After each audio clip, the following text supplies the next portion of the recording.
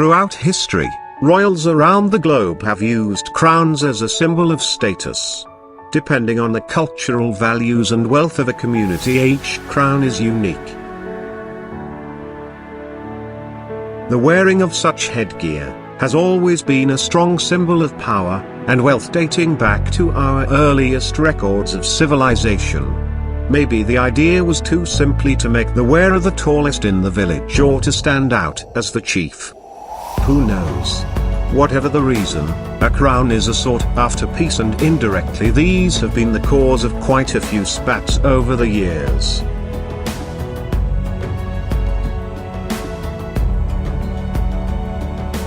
The bigger the headgear, the more important you are. Traditionally anyway. Many of the modern-day crowns we see in those glamorous portraits are very old and have been changed many times over the years to suit the wearer and the fashion. Crowns and tiaras have been made of anything from vines, clay, leather, cloth, felt and fur, as well as the precious metals and gems that we recognize today. Most of these well-known pieces spend much of their life in museums, protected by heavy security. The custodian of these pretties doesn't even get to pop them on from time to time to prance around in front of the mirror. So, let's indulge ourselves with this marvelous crown jewels and their history to humankind. 10th on our list is the Corona Ferrea, or in English, the Iron Crown of Lombardy. Made in the 4th century, it is considered to be one of the oldest symbols of Christendom, forged by mankind. This crown was originally actually a votive object, because it is believed that the metal hoop fixed to the inside of the crown comes from the nails of the cross of Christ.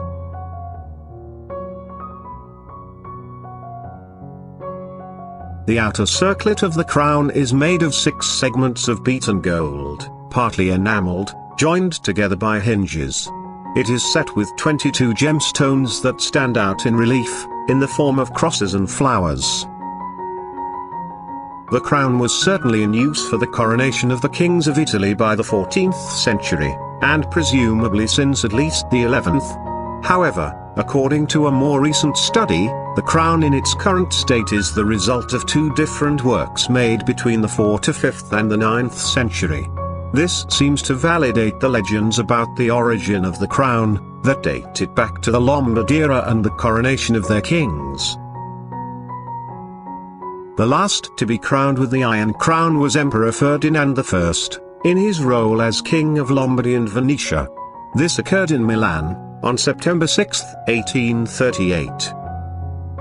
Currently the crown is kept in the Cathedral of Monza, near Milan. 9th on our list is the Crown of the Andes. This is the only crown in the list that is not made for mankind. It is far more divine.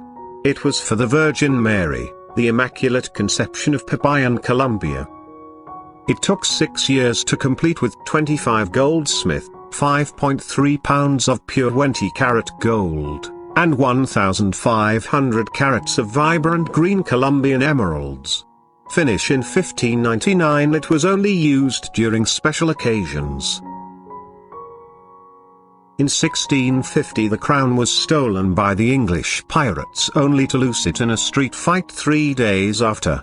And in 1812 the crown was found and returned to Popayán by Libertador Simón Bolívar. Currently, the crown is on display at the New York Metropolitan Museum of Arts. Created through the virtuosity of the Spanish colonial artists, the crown serves as a vivid expression of the cultural values and aspirations of the community within which it was made and used.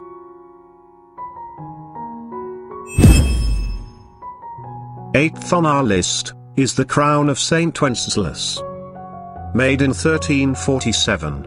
It was made for the 11th King of Bohemia and Holy Roman Emperor Charles IV, from the House of Luxembourg. He had it made for his coronation, dedicating it to the first patron saint of the country, St. Wenceslas, and bequeathed it as a state crown for the coronation of future Bohemian kings. The street Wenceslas crown is made of 21 to 22 carat, 88 to 92% gold and decorated with precious stones and pearls. Unlike many other European royal treasures, the street Wenceslas crown is not displayed publicly, and only a replica is shown. It is kept in a chamber within St. Vitus Cathedral, accessible by a door in the St. Wenceslas Chapel. The jewels are only taken from the chamber and displayed for periods of several days on notable occasions, approximately once every 5 years. The crown was last exhibited in May 2016 to mark the 700th anniversary of the birth of Charles IV. Number 7. The Royal Crown of Nepal. The crown consisted of 730 diamonds, over 2,000 pearls, precious rubies, large carats of emeralds and other gems.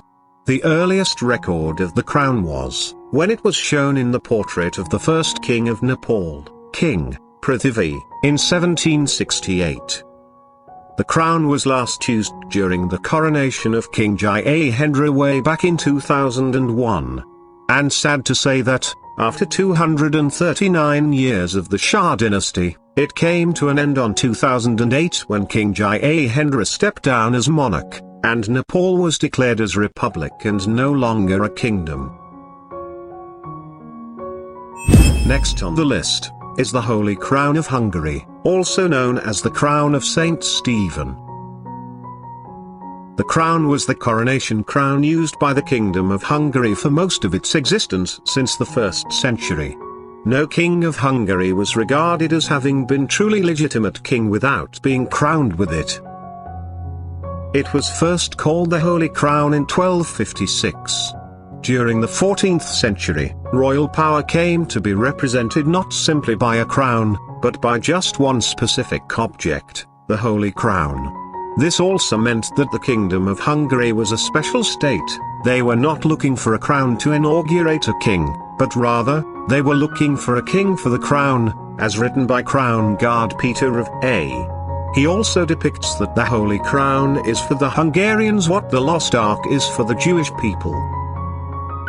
The last king to be coronated by the crown was King Charles IV, on December 30, 1916.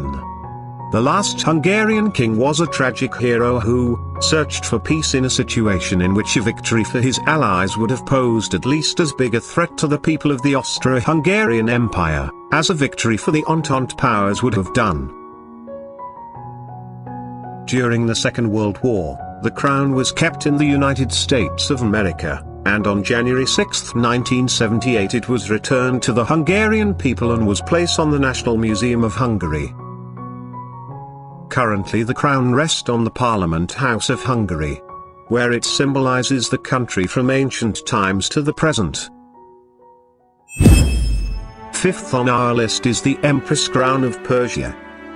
Following in the footsteps of policies initiated under the White Revolution that directed the further emancipation of Iranian women, Mohammad Reza Shah determined to make a symbolic gesture by crowning his consort, Empress Farah, during his own elaborate coronation ceremony in October 1967. Until that date, the wives of Persian monarchs had never been crowned since the Muslim conquest of Iran, so it was therefore necessary to design a new crown for the occasion. The frame of the crown is made of white gold and is lined with a cap of green velvet. The crown contains 36 emeralds, 105 pearls, 34 rubies, 2 spinels, and 1,469 diamonds. Empress Farah Pahlavi was the first female monarch to be crowned in the 2,500 years of the Shah dynasty and unfortunately its last. Fourth on our list is the St. Edward's Crown. It is the centerpiece of the crown jewels of the United Kingdom. Named after Saint Edward the Confessor, it has been traditionally used to crown English and British monarchs at their coronations since the 13th century. The original crown was a holy relic kept at Westminster Abbey, Edward's burial place, until the regalia was either sold or melted down when Parliament abolished the monarchy in 1649. During the English Civil War, the present version of St. Edward's crown was made for Charles II in 1661. It is solid gold and is decorated with 444 precious and semi-precious stones. After 1689, it was not used to crown a monarch for over 200 years. In 1911, the tradition was revived by George V, and all subsequent monarchs have been crowned using St. Edward's crown, and the last one who used it was Queen Elizabeth II, the current monarch of the United Kingdom since 1953.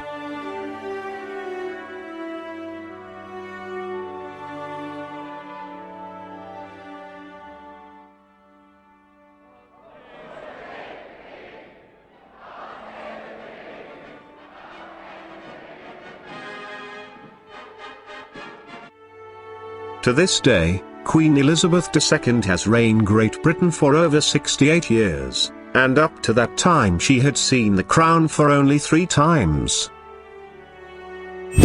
And third on our list is the famous Pahlavi crown of Persia. It was the traditional coronation crown in the Persian crown jewels which was used during the Pahlavi dynasty, 1925 to 1979. Following the ascension of the Pahlavi dynasty in 1925, Reza Shah ordered a group of Iranian jewelers, under the supervision of Haj Serajuddin Javahari, to create a new crown to replace the Kiani crown, which had been used by the Qajar dynasty. Inspiration for the new design was drawn from paintings and historical references to crowns used during the Sassanid Empire, which had ruled Persia from 224 to 651 AD. The frame of the crown is made of gold, silver and red velvet. A staggering 3,380 diamonds, totaling 1,144 carats, are set into the object. The largest of these is a 60-carat, yellow brilliant which is centrally placed in a sunburst of white diamonds. Found in 3 rows are 369 nearly identical natural white pearls. The crown also contains 5 sizable emeralds, totaling 200 carats, the largest of which is approximately 100 carats.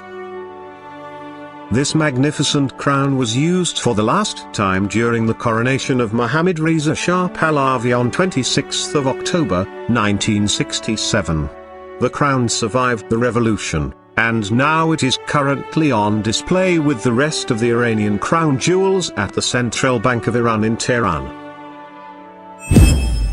Second on our list is the Grand Imperial Crown of Russia. The crown was used by the monarchs of Russia from 1762 until the Russian monarchy's abolition in 1917. The Great Imperial Crown was first used in a coronation by Catherine the Great. The beautiful crown reflects Porzy's skilled workmanship. It is adorned with 4,936 diamonds arranged in splendid patterns across the entire surface of the crown. Bordering the edges of the mitre are a number of fine, large white pearls. The crown is also decorated with one of the 7 historic stones of the Russian diamond collection, a large precious red spinel weighing 398.72 carats, 79 grams, which was brought to Russia by Nicholas Spofary, the Russian envoy to China from 1675 to 1678. It is believed to be the 2nd largest spinel in the world. And it was last worn at the coronation of Nicholas II. It was displayed prominently next to Nicholas II, on a cushion at the state opening of the Russian Duma inside the Winter Palace in St. Petersburg in 1906. It survived the 1917 revolution and is currently on display in Moscow at the Kremlin Armory's State Diamond Fund. And first on our list is the Imperial State Crown. It is one of the crown jewels of the United Kingdom and symbolizes the sovereignty of the monarchy. It has existed in various forms since the 15th century. The current version was made in 1937 and is worn by the monarch after a coronation and used at the state openings of Parliament. Although this is one of the newer items in the regalia, the imperial state crown contains some of the most historic jewels in the collection, which have attracted many legends. For example, the Black Prince's ruby, set into the cross at the front of the crown, is actually a Bella's or spinel, a semi-precious stone said to be the same stone owned by Pedro the Cruel, King of Castile, before he gave it to Edward, Prince of Wales, known as the Black Prince, in 1367 as a reward for helping him defeat a rival in battle. The Blue Stuart sapphire. This sapphire was reputedly smuggled out of the country by James II when he fled in 1688. It now adorns the back of the imperial state crown. The Cullinan II, a 317.4 carats diamond type 2 internally flawless, is the second largest stone in the crown jewel of England, is set into the front band of the imperial state crown. The imperial state crown is the crown that the monarch wears as they leave Westminster Abbey after the coronation. It is also used on formal occasions, most notably the state opening of Parliament. The royal crown is a symbol of power and authority, of triumph, victory, legitimacy, honor, and glory, but of resurrection, immortality and righteousness as well. In the past, it was truly believed that Western kings were directly anointed by God, and that his power flowed through them, protecting the people. Whatever they represent today, the crowns, coronets or diadems of royal families are an important part of cultures around the world and, if not for that, they still have a historical value and an artistic one, because they were made by the finest jewelers and craftsmen of the time.